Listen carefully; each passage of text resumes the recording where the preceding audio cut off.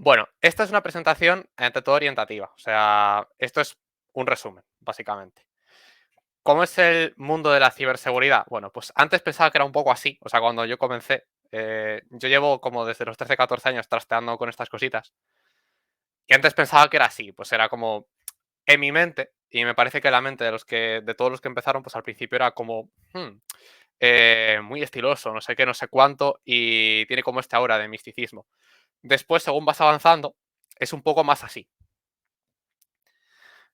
Es un poco más de buscar cosas en Stack Overflow, mucho Reddit, mucho Rapid7, muchos foros.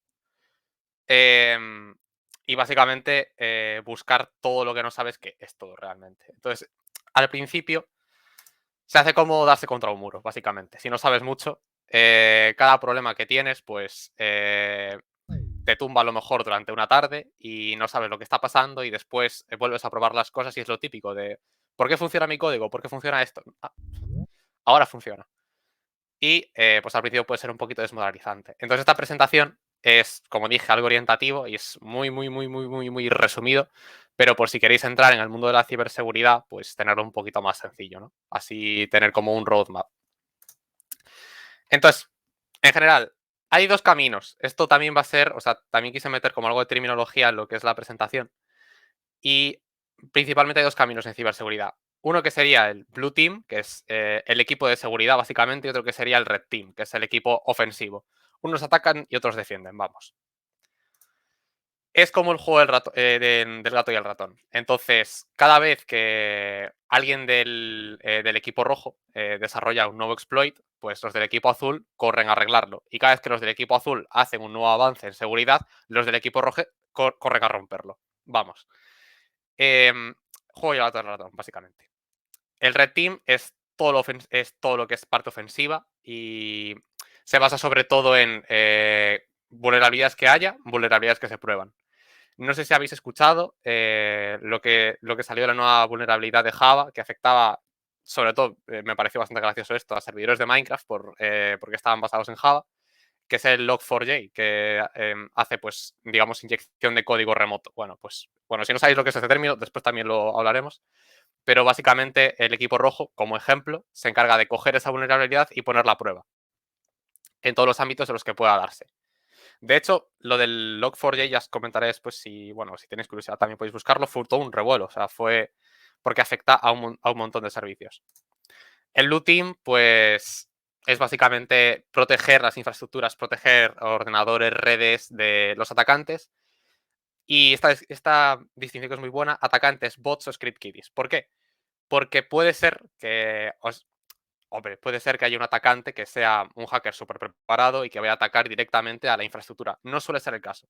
Veremos más adelante. La mayoría de ciberataques son masivos, baratos y muy sencillos. Y también están, pues, gente pues, que de forma amateur consigue hacer algo de daño. Y de eso es todo lo que hay que defender.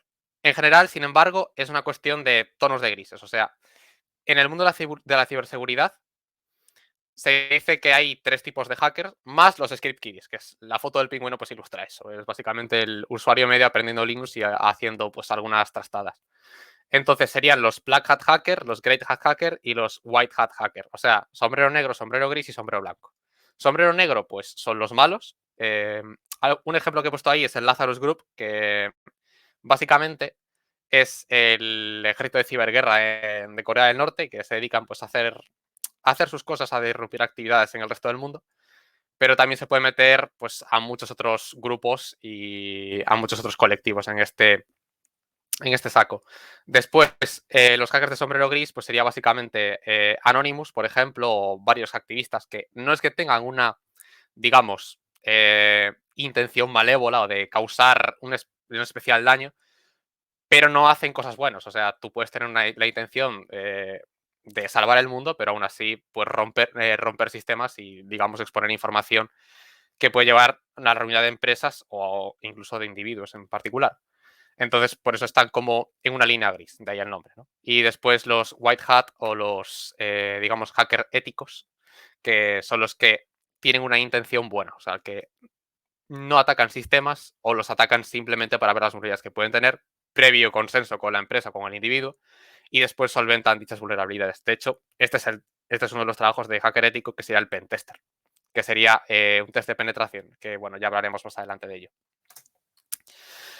Es importante notar, o sea, que he orientado esta presentación a la parte ofensiva de la ciberseguridad.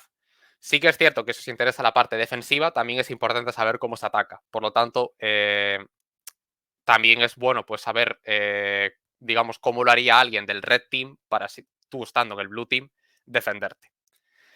Entonces, esta es una breve ruta de lo que sería el Red Team o lo que sería un test de penetración o pentesting, que básicamente son estas fases que estáis viendo aquí. Por una parte es el OSINT o Open Source Intelligence, que ya lo veremos más adelante, que es un nombre muy bonito para decir investigar. Por otro lado, después está el escaneo o fingerprinting, aunque depende de la metodología y también es otra cosa que es muy extensa de hablar, las metodologías, se le llama de una forma o de otra, pero el concepto es el mismo, que es escanear las redes o escanear todos aquellos recursos que hayas conseguido saber de su existencia por medio de la etapa de investigación. Una vez que ya tienes, digamos, los servicios escaneados y tienes tu información, te has informado y digamos que has hecho una hoja de ruta de cómo podrías atacar, o sea, los vectores de ataque y tal, una vez se hace eso, es cuando llega el momento de ganar acceso, que es básicamente con exploits, más exploits y algunos trucos que haya. Después hay más variantes, cada una más rocambolesca de lo que se puede hacer para entrar en un ordenador o craquear una contraseña o lo que sea. Como todo, hay trucos y quien hace la ley hace la trampa. Después está la fase de persistencia, de escalar privilegios y también se le suele llamar de post-explotación, que esto es básicamente expandirse por la red y hacer lo que tengas que hacer. Normalmente, para un atacante que sea de sombrero negro o un ciberdelincuente, pues esto será robar la información, expandirse, crear backdoors y básicamente actividades de este estilo.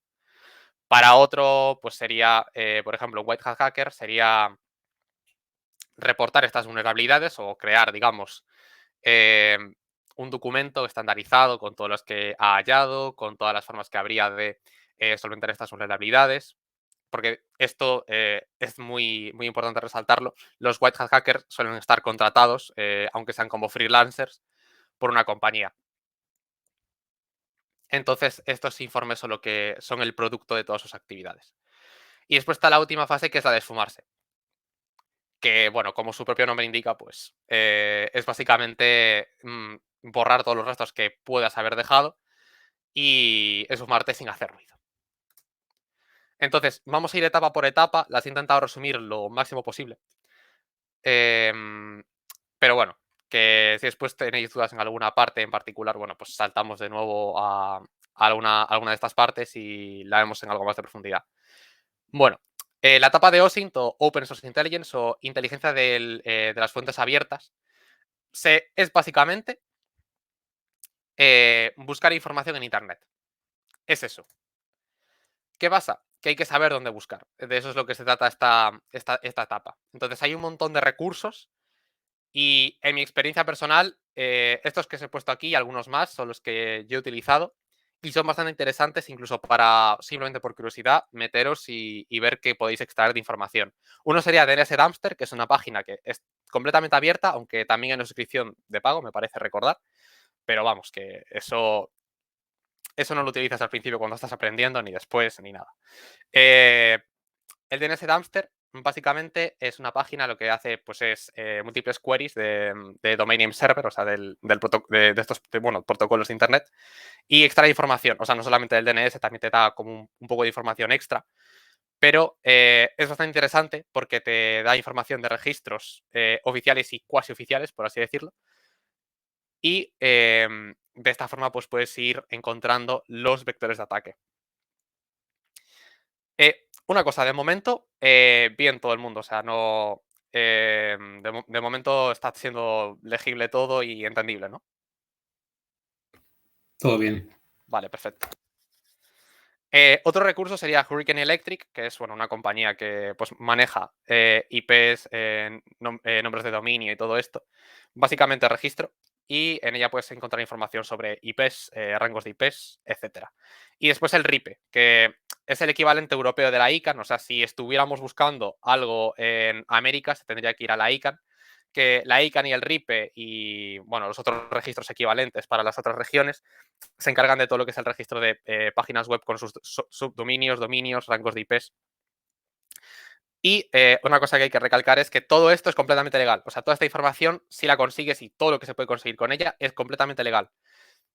No estás infringiendo nada. Y esto es lo que más asusta después cuando encuentras lo que puedes encontrar utilizando estos recursos.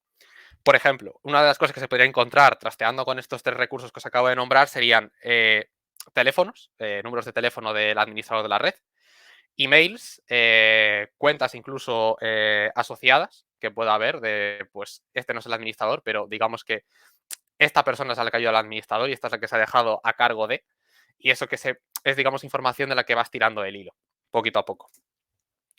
Y después, la herramienta definitiva de investigación, que es Google. Este recurso es increíblemente bueno no solamente para hackear y para ciberseguridad, sino que es bueno incluso, aunque no te interese nada de este mundillo, pues saber cómo funciona esto. El buscador de Google, al fin y al cabo, admite comandos.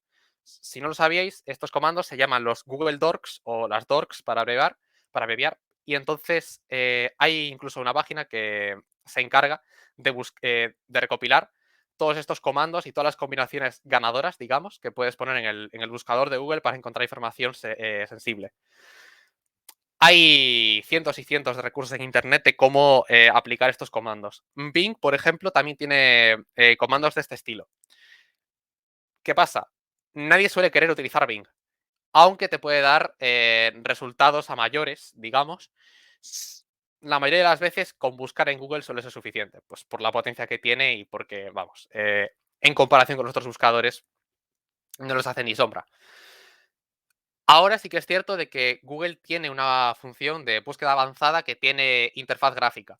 Esto simplifica bastante las cosas al no tener que hacer tantos comandos, pero básicamente los comandos son, digamos, inimputables si quieres llegar más allá, digamos.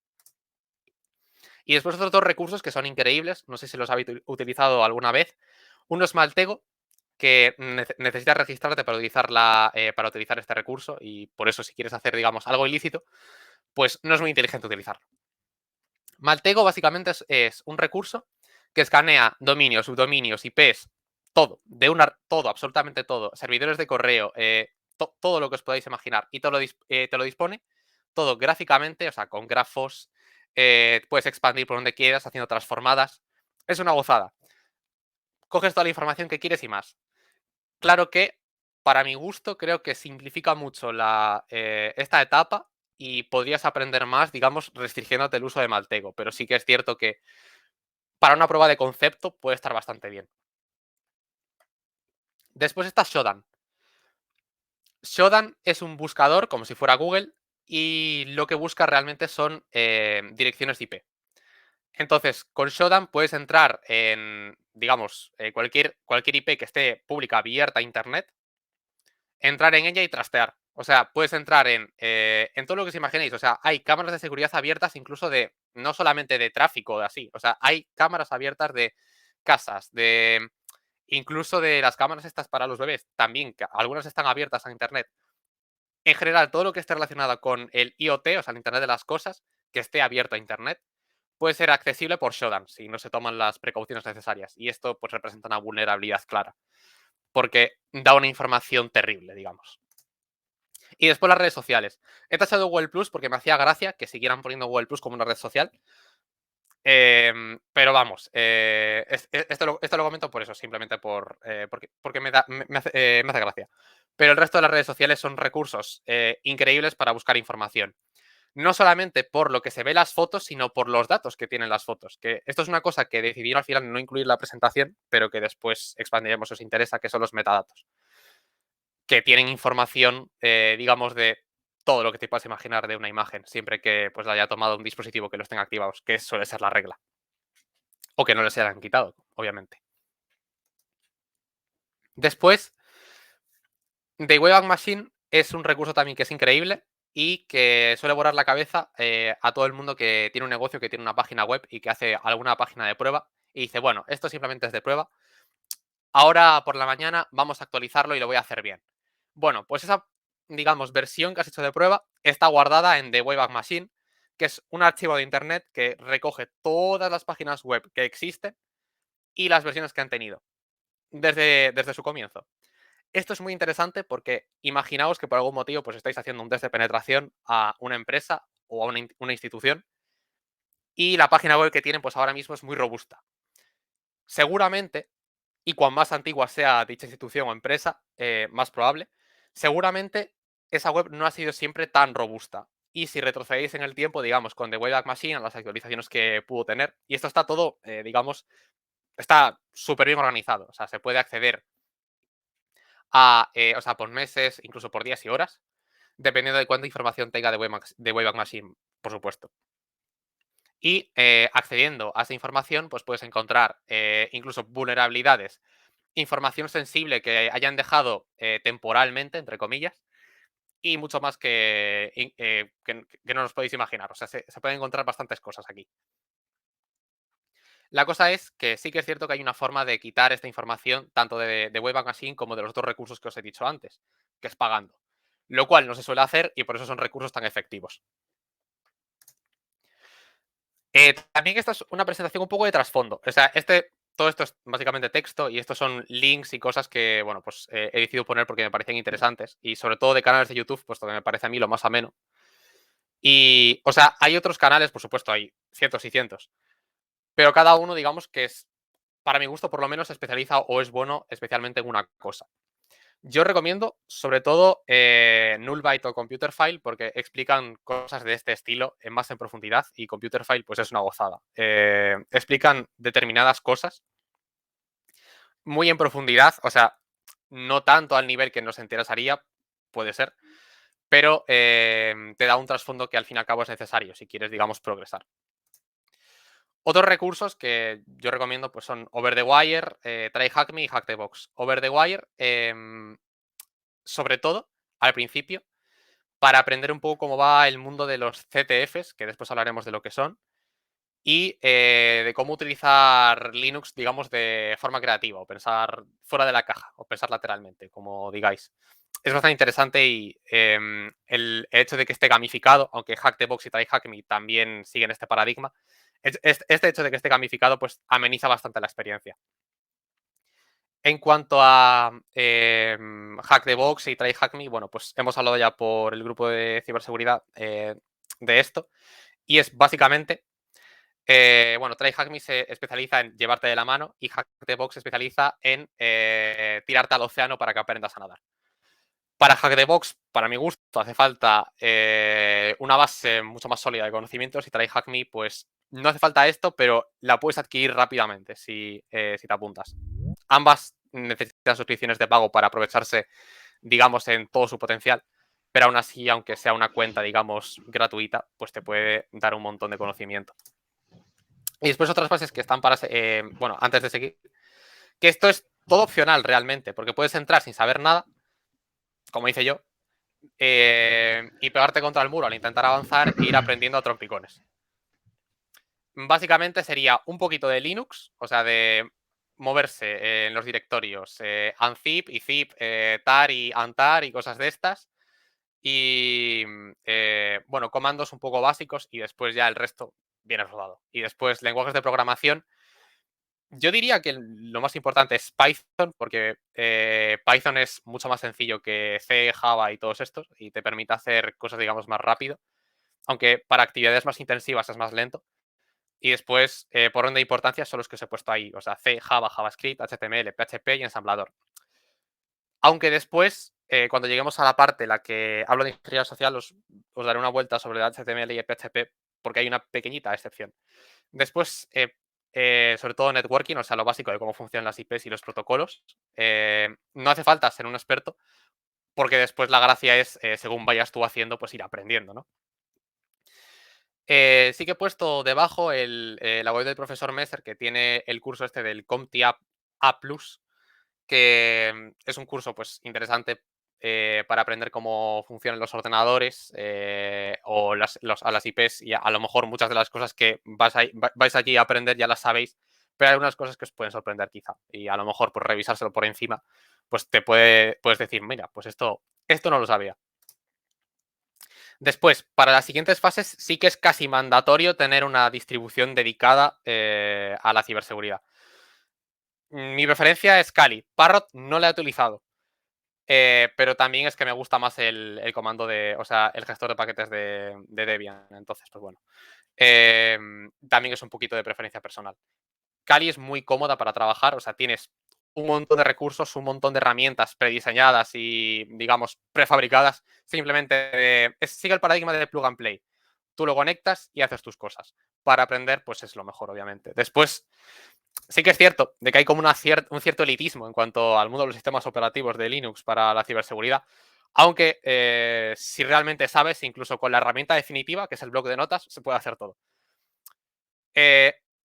Otros que se dicen por ahí que sirven para aprender bastante porque te obligan a trabajar, digamos, más pegado a los andamios del software y del hardware, pues son Arch y Gentoo. Pero bueno, digamos que Kali o incluso Ubuntu, que hay un paquete incluso que se puede descargar desde Ubuntu para instalar las herramientas de Kali. Incluso esa distro, pues la puedes utilizar para aprender un montón de estas cosas.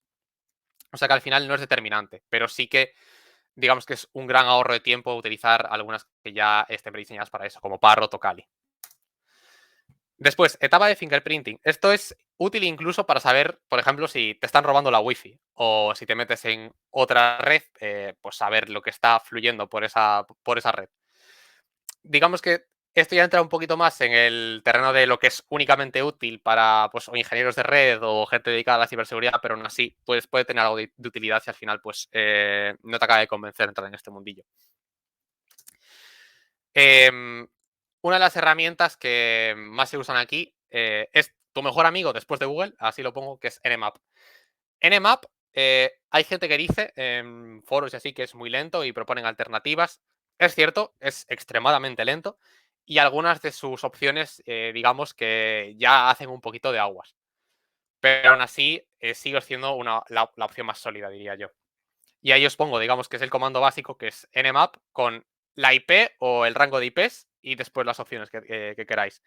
Eso, obviamente, tenéis que tener en vuestra máquina virtual o en vuestra distribución de Linux o no sé si está en Windows, nunca lo utilicé en Windows. Lo tenéis que tener instalado, obviamente. Una vez utilizáis este comando, pues podéis trastear y conseguir muchísima información. Algunas de las opciones que más información dan son la de "-o", la de "-a" y después los scripts. Hay un montón de scripts que hacen tareas específicas y que te avisan si una máquina es vulnerable a cierto tipo de ataque, aunque eso es más, digamos, maestría sobre maestría, o sea, ya es, digamos, hacerse un poquito más experto en Nmap que digamos, no ser un especializado, sino ponerte a ver un poquito de cada cosa que al final creo que para empezar es mejor. Digamos que ponerte con los scripts es como centrar tu atención demasiado en un punto a costa de hacer que el resto de tus potenciales fortalezas pues se acaben convirtiendo en debilidades. La opción de "-o" es detección del sistema operativo y es bastante útil. No hay más comentarios respecto a esto porque, como vamos a ver más adelante, pues muchas de las vulnerabilidades también dependen de lo que son los sistemas operativos. Entonces, digamos que esta opción es uno de los primeros escáneres a hacer ya de entrada. Después, la opción "-a" corre todos los escáneres, o sea, porque es la opción de all de todo. Y también se les suele llamar el modo agresivo. Todo firewall que se precie, cuando detecta esto, se va a cerrar en banda. Entonces, ¿es recomendable hacerlo? No, pero te da mucha información. O sea que si el firewall o veis alguna máquina que no lo vaya a flaguear, pues lo podéis correr sin ningún tipo de preocupación. Pero vamos, esto hace saltar todas las alarmas. Después está la opción "-ss", que en teoría es el modo sigiloso. Hoy en día esto ya lo detectan, porque cómo lo hace Nmap para hacer este modo sigiloso, pues es con, digamos que el intercambio TCP no sé si sabéis, bueno, una explicación básica de cómo funciona el handshake del TCP, que es, digamos que es en tres bandas. Es con el SYN, el ACK y el SYNACK, básicamente, que es las tres fases del apretón de manos para conectarte a un servicio. Nmap lo que hace es lanzar la primera parte, recibir la segunda parte y callarse, como, bueno, pues al final no me interesa. Claro que esto hoy en día pues ya se lo saben los firewalls. Es, digamos, un truco muy viejo. Aquí os he puesto pues algunos de los puertos que son más vulnerables, aunque realmente para la mayoría de las situaciones el puerto 80, todo lo que sea Apache, Tomcat y todo esto siempre tienen un montón de vulnerabilidades porque dependen mucho de la configuración del usuario. El resto de puertos, quieras que no, dependen mucho de que de las versiones de los servicios que están corriendo y de la versión incluso del sistema operativo. Entonces, hay menos apertura para el fallo porque hay menos intervención del usuario, que eso es un punto importante y un concepto muy importante de ciberseguridad. Que siempre que se pueda, cargar contra el usuario, que siempre el eslabón más débil. Y después está Wireshark, que seguramente muchos pues ya lo conoceréis y lo habéis utilizado, que es para analizar paquetes, básicamente. Analizas el tráfico de una red y puedes incluso captar. O sea, también es cierto que para esto que os voy a comentar, se necesita tener un adaptador de redes que te pueda permitir ponerte en modo monitor. Y muchos de los que están, digamos, construidos con el ordenador, pues no lo permiten. Pero si tenéis uno de estos, estilo, digamos, que compréis en Amazon o así, pues podéis utilizar a mayores Wireshark para detectar, pues imaginaos, en un caso en el que vosotros tengáis constancia de que hay un router que tiene una determinada red y hay usuarios conectados a ella y queréis atacar esa red. Vale, pues hay una herramienta que tampoco la he decidido poner aquí porque es una parte, digamos, mucho más específica y a la que tienes que llegar digamos, en desvíos y de los desvíos, que es el hacking de redes Wi-Fi, pero al fin y al cabo es una parte importante. Hay una herramienta que se llama AirCrack o AirMonNG que te permite atacar las redes Wi-Fi o los routers. Pues imaginaos que vosotros atacáis con un determinado script esa red y hacéis un DOS, que ya veremos después lo que es, y hacéis que la red se tumbe temporalmente y los dispositivos tengan que volver a conectar. Con Wireshark en modo monitor, o sea, con un adaptador y todo esto, podríais ver digamos, la llave, por así decirlo, del apretón de manos para que estos dispositivos se vuelvan a conectar al router y después craquearlo con algún programa de brute forcing, que es básicamente, bueno, ya lo veremos más adelante, pero es básicamente un procedimiento por el cual tú tienes una información que está encriptada e intentas desencriptarla probando cada combinación que hay. Es una posibilidad de un ataque que se abre con Wireshark. Después está Burp Suite y el Control Shift más I, que es básicamente investigar elemento. Burp Suite actúa como un proxy y es una herramienta, pues, a mi entender, o sea, tal cual como ya lo he utilizado, pues bastante buena, porque te permite manipular el input que tu navegador le va a mandar a una página web y después esos datos que te va a devolver pues van a estar modificados en efecto con lo que tú has puesto. Entonces, Burp Suite te permite hacer esto y con una interfaz gráfica, aunque sigue teniendo línea de comandos porque las opciones más avanzadas pues, necesitan de más maestría, y te permite hacer varias cosas como inyección de código o incluso ver información sensible que haya podido quedar por ahí perdida en la página web. Y después de investigar el elemento, que incluso para páginas web que las han hecho muy pobremente, incluso para eso puede ser útil. Entonces, es lo de siempre. En este mundo, pues es siempre de, bueno, pues si te sabes un truco, ¿para qué vas a hacer algo súper complicado? Pues incluso el investigar elemento te puede salvar de muchas cosas. Esto es básicamente, muy resumido, el cómo sería el reconocimiento en un servidor de la red, que es básicamente visitar el servidor, trastear un poquito con ello, ver cómo está estructurado, las páginas que tiene, la información que puedes encontrar. Ya solamente con eso, pues puedes averiguar un montón de cosas. Ejemplo de correos, cuentas, teléfonos, nombres, fotografías con metadatos, de todo. Y una vez sacas toda esa información, pues te pones a hacer reconocimiento con Nmap u otras herramientas en defecto de Nmap. Una vez que tienes la información de estas dos, pues puedes probar a hacer algo con Burp Suite, a ver en dónde te podrías llegar a meter, pero sí que es cierto que, bueno, como os he hablado antes, Maltego te simplifica mucho todo esto. O sea, se mete incluso más allá del Open Source Investigation para meterse en la etapa de fingerprinting, porque la cantidad de información que te da es abismal. Después, documentación. Esta es una parte importante si le estáis haciendo, digamos, un test de penetración de forma oficial. Si no, pues, hombre, todo lo que estáis investigando cae en saco roto si no lo documentáis. Con la herramienta definitiva, que es el blog de notas, obviamente. Aunque, bueno, también podéis utilizar, obviamente, cualquier editor en terminal, tipo Nano, Vim y todos estos. Y esta es la etapa más divertida, que es la de ganar acceso, que es básicamente utilizar exploits, exploits y más exploits. Y también algunos trucos. Entonces, con Nmap, básicamente lo que encontramos eran un montón de puertos que podían estar o abiertos o filtrados. Eso también hay que, digamos, hay que darle un vistazo cuando estás empezando a utilizar Nmap, el que considera Nmap filtrado o abierto o cerrado, porque hay, digamos, una letra pequeña en cada una de esas cosas y cada uno de los servicios pues, puede tener sus diferencias, ¿no? Bueno, pues todos esos puertos que hemos encontrado, todas esas vulnerabilidades pueden ser explotadas con diversos exploits.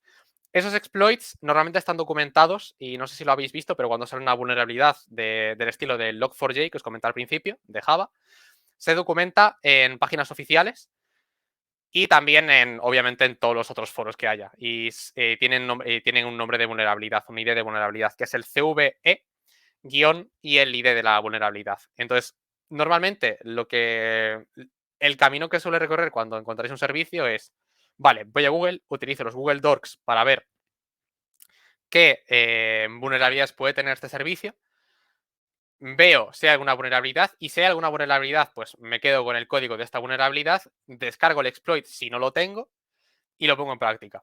Un ejemplo de esto es el Eternal Blue. El Eternal Blue, según mi experiencia, es muy volátil, depende mucho de la situación y también depende de que el ordenador sea vulnerable a esto, porque hay ya versiones que ya no son vulnerables al Eternal Blue. Pero versiones antiguas, en las que yo he probado el Eternal Blue,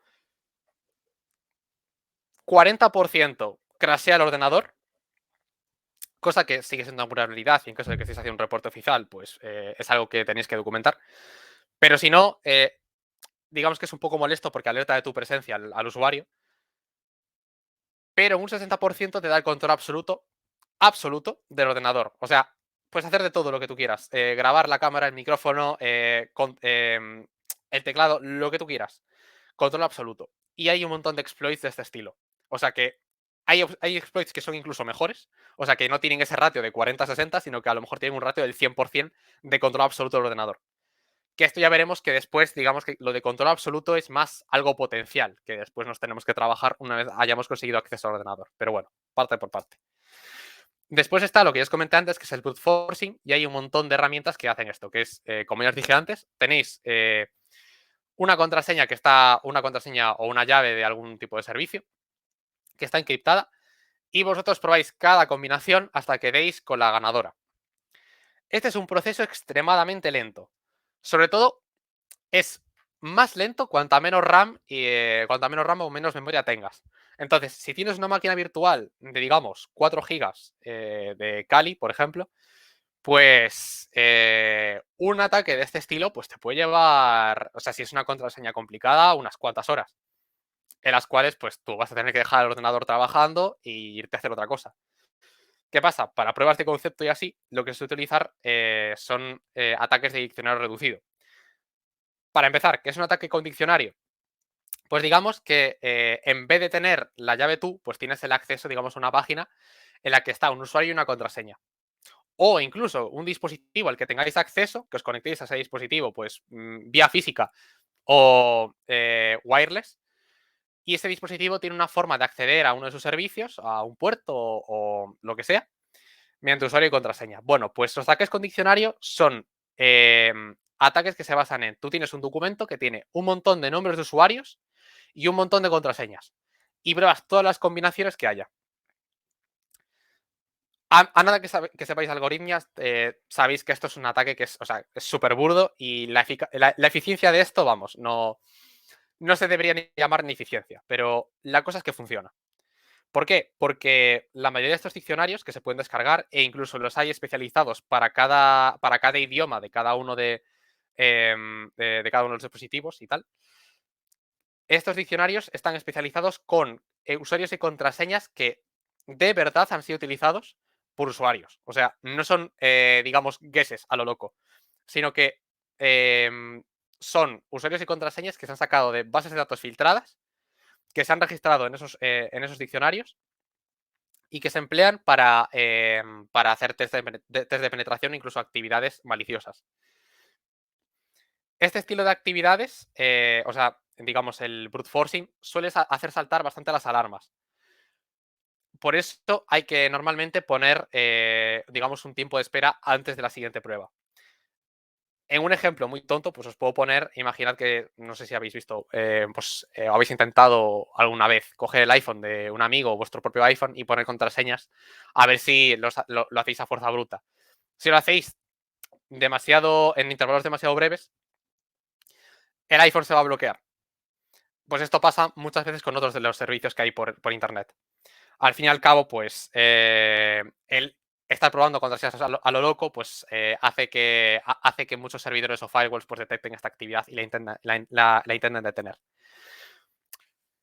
Una cosa que quiero hacer aquí un apunte. Uno de los diccionarios más famosos para hacer esto es el de RockYou, que está ya en Kali por defecto y que tiene, digamos que es el que más se utiliza. Pero sobre todo funciona para gente de habla inglesa, porque es básicamente para lo que están orientados todos estos recursos. John the Ripper es un ejemplo que os he puesto ahí. Después hay otro que es Hashcat y, bueno, más cosas que hay como Hydra y todos estos. Pero bueno, eso ya es cuestión de probar, de meterse y de comenzar a, pues digamos, a hacer ciertas pruebas con ciertas herramientas. Después, el Anonymous Login. Este es un truquito que puede salvaros de muchas cosas, aunque es raro que esté, pero si lo está, pues es para hacer una fiesta. El Anonymous Login pues funciona sobre todo en servicios como el FTP, que es básicamente que tú te conectas, no necesitas poner contraseña, simplemente pon de usuario Anonymous, estás dentro. Después, obviamente, es una cuenta que tiene bajos privilegios, pero es cuestión de escalar. Una vez llegado a ese punto, la información que puedes obtener con esa cuenta y después todo lo que podrías hacer desde ese punto en adelante. Después, el Shell Shock. El Shell Shock, os he puesto ahí un ejemplo de un string que se puede poner. El Shell Shock es básicamente por una vulnerabilidad del intérprete de línea de comandos, de Bash, que hace que si tú tienes un determinado string, o sea, digamos, una secuencia de caracteres extremadamente específica, la consola se vuelve absolutamente loca y permite la ejecución de código remoto. ¿Qué significa esto? Significa que tú puedes poner, por ejemplo, este string y te va a correr aquí los comandos que tú quieras.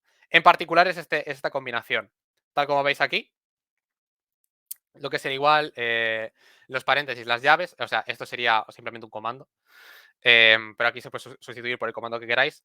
Punto y coma, llave, punto y coma, y básicamente, si funciona el shell shock, pues podéis poner los comandos que vosotros queráis. Este es un ejemplo de algo que se podría hacer con la vulnerabilidad de shell shock. Después está lo mismo, pero para SQL, aunque no es exactamente lo mismo. Se basa en el mismo concepto, que es inyección de código, que es básicamente meter tu código donde no tienes tu control para que ese código por ti te haga el trabajo. MySQL, pues son bases de datos, SQL, que es un lenguaje de bases de datos. La inyección de SQL es básicamente utilizar la vulnerabilidad de que SQL no estaba pensado en su momento para la seguridad especialmente, utilizar ese concepto a tu ventaja, en tu favor, y poner ciertos comandos que te puedan dar información. Hay muchas pruebas de concepto de esto. Y bueno, como veremos más adelante, pues hay un recurso que después puedes utilizar para probar todos estos ataques que os estoy diciendo. Después está el XSS o el Cross-Site Scripting, que este es uno de los que menos controlo de reconocer, pero básicamente se basa en manipular el JavaScript o los tokens de una página, incluso las cookies, para extraer información no solamente de la propia página, sino de los usuarios que la visitan. Entonces, esto es bastante interesante porque puede ser que una página que no sea maliciosa, o sea, que no esté creada por un atacante, haya sido infectada por un atacante con este tipo de ataques. Y esto lo que hace es que tú imagínate que visitas esa página y en el intercambio de cookies que hay en el momento en que tú te conectas, de repente se te cuela un script de código malicioso y que se te queda pegado a ti durante un tiempo o permanentemente. Y esto es porque hay distintos modos modalidades del cross-site scripting, que es el permanente, el no permanente. Bueno, hay todo el mundo. O sea, es un arte esto.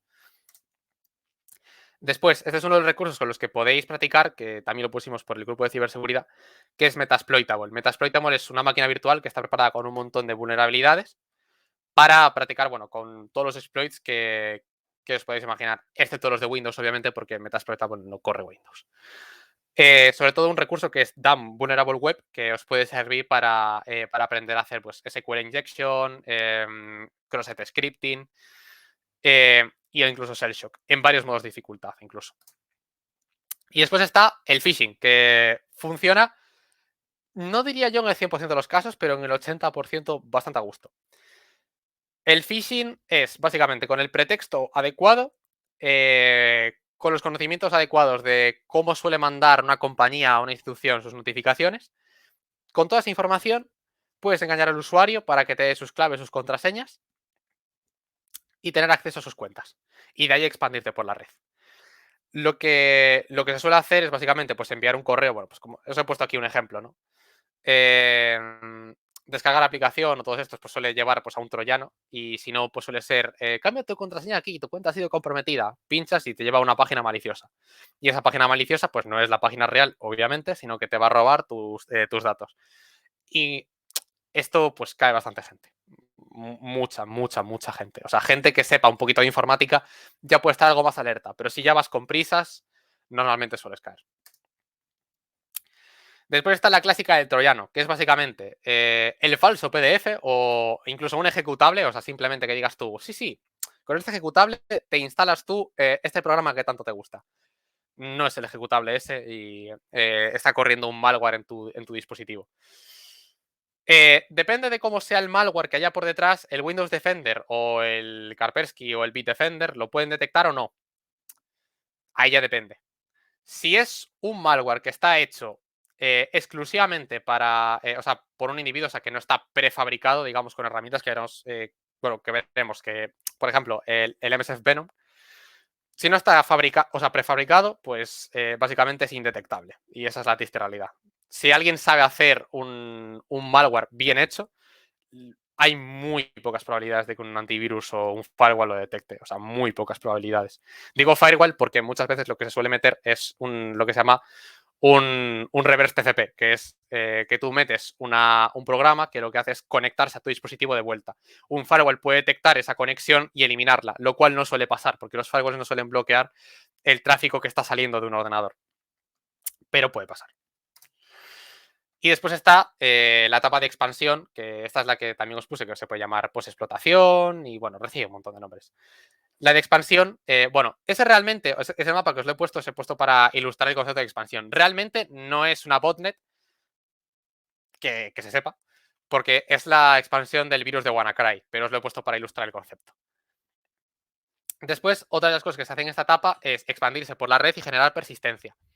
La persistencia es básicamente que, aunque tú infectes un dispositivo con una shell en reverso, un reverse TCP, y después le metas un metalpreter, que después, si os interesa el tema, pues ya iréis poquito a poquito pues viendo cómo se hace todas estas cosas. Aunque tú le metas todo eso, claro, ¿qué va a hacer el usuario si le ve que le funciona mal el ordenador o si ve que le van mal los recursos? Va a reiniciar el dispositivo y tú te vas a quedar sin tu contraseña. Porque de repente el programa que tú estabas corriendo pues ya no va a estar en ejecución. Generar persistencia es básicamente hacer que este programa, cada vez que se encienda el dispositivo, se vuelva a poner en marcha. Y hay distintos modos para hacerlo. En esta etapa es básicamente emplear todos sus trucos. Todo lo que se ha empleado para ganar acceso se puede volver a emplear para expandir el acceso. O sea, para expandir tu dominio por la red. Lo que mejor funciona es siempre la ingeniería social. ¿Por qué? Porque el eslabón más débil es siempre el usuario. Siempre que se pueda, atacas al usuario. Y uno de los objetivos que se suele tener cuando se ataca, digamos, una red es el de crear una botnet. Una botnet es un conjunto de ordenadores que has infectado, que un atacante ha infectado, o no necesariamente un atacante, como veremos más adelante, que estos ordenadores han infectado y responden todos digamos, a la voz cantante de un mismo ordenador, que es como, digamos, la nodriza. Y estos están, digamos que, en modo latente, esperando un comando para ponerse en acción y hacer algo. Este concepto se suele utilizar para ataques 2 y D2.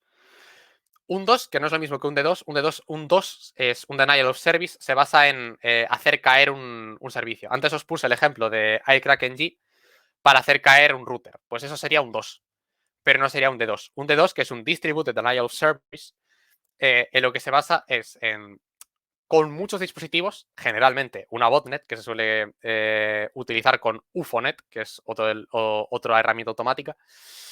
Con una botnet, una vez que tú hayas conseguido que todos estos dispositivos están bajo tu control, les mandas un comando e inmediatamente todos esos dispositivos se ponen a hacer peticiones a un servidor. Ese servidor colapsa porque no puede con tantas peticiones y acaba muriendo. Estos son los ataques más comunes y son también los más efectivos, porque son, aparte, los más costosos que se puede imaginar una empresa. Porque empresas de gran calibre, el daño que tú les puedes generar por hacer caer su red únicamente durante unas horas se puede contar en millones. Únicamente eso. Y los ataques de dos, bueno, pues incluso un caso que me llamó la atención, que lo vi, que es reciente, fue de un hacker que se llama Pax, que atacó a Corea del Norte varias veces con ataques de dos, tumbando sus páginas públicas. O sea que esto no es algo difícil de hacer, digamos, en la escala de complejidad, relativamente hablando, pero es algo que requiere expansión o, en su defecto, muchos recursos. Esto es un GIF que encontré de cómo funciona un ataque de dos, que es, digamos, mucho más gráfico. Que es, bueno, ese es el concepto que os acabo de explicar. Después, el ransomware. Bueno, pues antes os puse el ejemplo del mapa de WannaCry, de infecciones de WannaCry. Y WannaCry, muchos a lo mejor ya lo conocéis porque fue un caso muy conocido. Es un caso de ransomware que lo que hace es secuestra un equipo informático, encripta todos sus datos y te pide un rescate por ellos, que suele ser en pago con criptomonedas. Puede ser Bitcoin o puede ser otra de las muchas monedas que hay corriendo por el blockchain. Ya depende. Inciso, pedir pago con Bitcoin es lo más gilipollas que puedes hacer. Sí, Unos por tema. tíos Sí, sí. hace muy poquito, creo que tenían como 4 billones de dólares de Bitcoin robado, pero como es tan traceable y tan público, los detuvieron. Para que lo sepáis. En plan, hay redes privadas, Monero creo que es una de ellas, donde no hay nada público, pero Bitcoin es como publicarlo en Internet que estás haciendo las transacciones, no tiene mucho sentido. Sí, o sea, de hecho, esos son todos los temas de los que, o sea, me parece un apunte súper interesante porque pone de manifiesto otra de las etapas, que es la de esfumarse, que tiene que ver un poquito con el trabajo que haces antes de hacer todo esto, que es de contrainteligencia. Entonces, muchas veces, aunque se utilicen, o sea, en muchos casos, lo que utilizó este ransomware y variantes de del WannaCry, en los que utilizaba Bitcoin, pues se hacía a través de la red oscura o se hacía a través de nodos de Tor o de proxies y de todo esto para intentar, digamos, hacer que las transacciones fueran menos visibles. Al fin y al cabo, la tecnología es la que es y si tiene un fallo el usuario, pues acaba cayendo todo. Y si la tecnología que estás utilizando no es eficiente al guardar tu privacidad para empezar, pues cae en saco roto todos tus esfuerzos. Después el tema de lo que es la contrainteligencia es un tema súper interesante para hacer todo esto. No para robar dispositivos y pedir su pago por ellos, pero sí para todo lo que es el tema de ciberseguridad en general. Y si queréis, después hablamos un poco del tema. Después, la parte de sumarse y otros, como ya depende de muchas más cosas y tampoco es que tenga extremada experiencia en ello, porque tampoco es que haya hecho hiper enormes hackeos o proyectos que necesiten de super anonimidad, tampoco es que la haya necesitado y por lo tanto tampoco tengo de reconocer conocimientos extensos en el tema. Sí que tengo algo de conocimiento en el tema de contrainteligencia inicial, que sería Tor, proxies e incluso tema de legislación a la hora de hacer los proxies, que eso es una cosa bastante divertida cuando te enteras de que juega un papel importante. Después son los últimos apuntes, que una cosa que sí que es un apunte importante es que muchas de estas cosas se pueden aprender a hacer en una tarde. Otra cosa es aprender a hacerlas bien. Eso ya requiere mucho más tiempo. Pero lo importante de este concepto es que incluso alguien que no sepa nada del tema, si se pone tonto en una tarde puede aprender a hacer mucho daño. Y es por eso que, desde mi punto de vista, es muy importante tener claro cómo funciona tanto la parte ofensiva como, y digamos que también, ergo, la parte defensiva de la ciberseguridad. Porque si sabes cómo se ataca, también puedes saber cómo defenderte.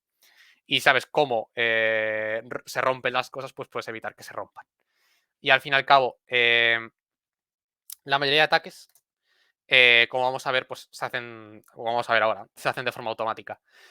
Lo que os he dicho antes de las botnets también se suele utilizar para expandir otro tipo de ataques. Hay un caso muy sonado, de cuyo nombre ahora no me puedo acordar, pero básicamente me acuerdo de, o sea, sí que me acuerdo de cómo era el virus. El virus lo que actuaba era un gusano que se iba expandiendo por los dispositivos e iba replicando su actividad. No llegaba a hacer una botnet, pero llegaba a expandirse en todas y cada una de las comunicaciones de los ordenadores. Y a cada ordenador que llegaba le decía, perdona, tú eres la central nuclear de Irán de no sé qué, no sé cuánto. Y el ordenador respondía, sí, sí, soy esta persona. O, bueno, soy esta persona. ¿Soy este ordenador? O, no, no soy este ordenador. Y dice, ah, vale, lo siento. ¿Puedes pasar esta información al resto? Y así se iba expandiendo exponencialmente, exponencialmente, hasta el momento en el que llega a su objetivo y casca el servidor. O en este caso, casca la central nuclear de Irán. Este es un caso muy sencillo de cómo un programa extremadamente pequeño de un ataque, pues digamos, que es una minucia, puede llegar a escalar hasta unas magnitudes increíbles. Y desde un punto de vista económico y estadístico, este tipo de ataques los que compensan. Son ataques muy sencillos, que puede hacer casi cualquiera, o sea, que son con herramientas automáticas y que se expandan rápidamente. Porque por estadística alguien va a caer. Y ese alguien que cae, pues es dinero que te llevas o información que te llevas. Yo, por ejemplo, sí que es cierto que de hacer algunos, digamos, mini trabajos para algunos, digamos, compañeros de mis padres, incluso, que me pedían, bueno, pues puedes verme la vulnerabilidad de esta red o algo así. O sea, después explorando y después, me puedes enseñar los emails, no sé qué, no sé cuánto. Y acabábamos viendo los emails y pues muchos de lo que entraba era emails de phishing del estilo. Y para que veáis que estadísticamente alguien cae.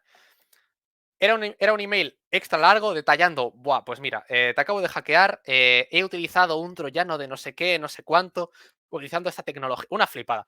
¿Tenía sentido? Seguramente no. Pero después te decía, y he visto que frecuentabas páginas porno y que veías esto, ya sabes a lo que me refiero. Para que no libere esta información, tienes que hacer lo siguiente. Entonces, claro, por estadística alguien cae. Entonces, este caso en particular me hizo bastante gracia porque estaba súper currado, pero normalmente no suele ser así. Normalmente suelen ser emails mucho más cortos y mucho más sencillos. Pero es eso, estadística y masividad. Ya entrando en lo que es más el ámbito defensivo es cómo se pueden reconocer. Y ya entrando también en el ámbito ofensivo es cómo podemos hacer para que se reconozcan menos, si le queréis dar la vuelta. La mayoría de veces que se suele acceder a datos de gente o de empresas o así es por ingeniería social, que es lo que más funciona. Hay otra metodología que a mí me llamó bastante la atención, que existe, que se basa en tú visitar públicamente, o sea, visitar tal cual tú, sin ordenador ni nada, una empresa y recoger la basura. Y en la basura encontrar contraseñas, posits, usuarios o apuntes que te puedan dar información. ¿Hasta qué punto es eficaz? No lo sé, la verdad. Nunca lo he probado. Pero quizás si revisáis a lo mejor lo que te des a la basura y ves, pues mira, este POSIT del que yo apunté la contraseña esta, pues a lo mejor debería triturarlo antes. A lo mejor puede ser un vector de ataque a tener en cuenta. Si no, la mayoría de veces suelen seguir los mismos patrones. Suele ser una página web en la que tú tienes que autenticarte para acceder a algún tipo de servicio o denegar algún tipo de acción que se está haciendo con tu cuenta o con tu dinero, poniendo tu usuario y tu contraseña. O pagando incluso un euro simbólico poniendo tus datos banqueros a través de una falsa plataforma bancaria. Estos ataques, o sea, aquí no se puede ver porque justamente, o sea, todos los ejemplos que he podido encontrar estaban pues pixelados y tampoco es que se vea muy bien aquí.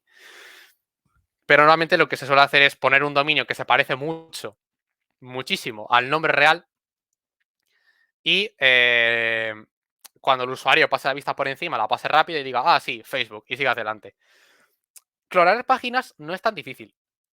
¿Por qué? puedes imitar bastante bien con páginas de estilo de CSS y de PHP y HTML. Así, un poquito, puedes imitar bastante bien una página web. Después, claro, la URL delata bastante. Dominios bastante comunes de los que se utilizar esto, pues 00 Webhost. Yo es la que utilicé para un proyecto que hice en colaboración con la Odigo. Funcionó de perlas. Nadie se daba cuenta. A muchos les saltaba el antivirus, porque ya es una página bastante conocida. Pero funciona bastante bien. Entonces, en resumidas cuentas, echarle un vistazo al URL. Otro caso también es la ortografía. Este tipo de páginas o este tipo de correos suelen tener muy pobre ortografía. Entonces, si veis cosas que están medianamente mal escritas, pues sospechad un poco. Además, cuidado con los USBs. Los USBs los carga el diablo. Muchos dispositivos ya no, pero otros muchos todavía sí. Permiten que tú al poner un USB, el software que esté en ese USB se corra de manera automática. Eso es bastante peligroso porque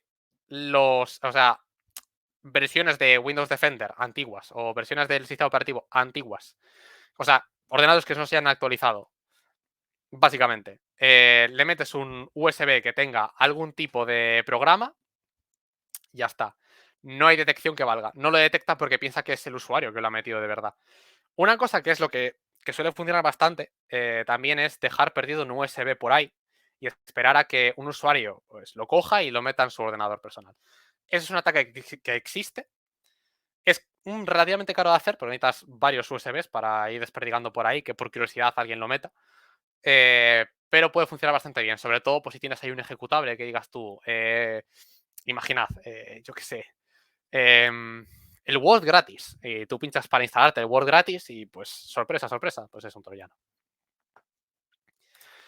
Y por supuesto los QRs. Los QRs son una herramienta fantástica para lo que es el phishing, la ingeniería social y desperdigar malware por donde quieras. Es espectacular. La gente tiene muchísima curiosidad por ver lo que hay en ellos y si pegas un QR con, bueno, ¿quieres ver este enlace o quisieras informar de los cambios de horario? Mucha gente va a entrar y a lo mejor dice, pero tienes que autenticarte en Google para seguir. Se autentican en Google y siguen y bueno, pues pasa lo que pasa. Otra de las partes de lo que pasa cuando se autentican en Google y que no es la página de Google es que después los redirecciona a la página de Google de verdad para que no sospechen nada. Entonces tampoco se van a quejar al administrador de la red. Después, como os comenté antes, hice un proyecto en colaboración con la Universidad de Vigo y en particular hice un proyecto investigando vulnerabilidades en mi instituto. Hicimos una campaña hice con un compañero mío una campaña de phishing masiva y también un análisis de vulnerabilidades y los QRs fue uno de los vectores de ataque que utilizamos. Funciona muy bien. Después, si queréis, os cuento más detalles de esto. Porque a mí me parece bastante interesante tal cómo lo planteamos y tal. Y la sorpresa que nos llevamos incluso cuando había gente que no una ni dos, sino varias veces que picaba. Pero bueno, QRs, magia. Y después, ya acabando, por si os gustaría aprender, está el estilo de competiciones de CTF, que es básicamente Capture the Flag o Captura la Bandera. Que son juegos, están gamificados, pero realmente es para que vosotros o en equipos demostréis vuestras habilidades y utilicéis los conceptos que habéis aprendido de ciberseguridad para conseguir una bandera o para conseguir, digamos, el código, que es eso lo que se busca. La bandera es un código normalmente alfanumérico, aleatorio y grande, que es lo que tienes que conseguir. Es básicamente gamificado y hay un montón de variantes y para aprender, pues la verdad es que son geniales. Desde mi punto de vista, el mejor para empezar es Bandit, que es de Over the Wire y te enseña un montón de Linux y también aprendes pues, a pensar fuera de la caja, digamos. Y hay un montón de pues, write-ups, que son, digamos, documentos que explican cómo resolver esto si os atascáis en algún punto. Después, Over the Wire también tiene otros que son Leviathan, que bueno, me planteé hacer una demo, pero no sé si va a quedar demasiado largo y también me parece que la gracia está en que cada uno pues lo intente y que se lleve la satisfacción de conseguir cada uno de los estadios de estos juegos.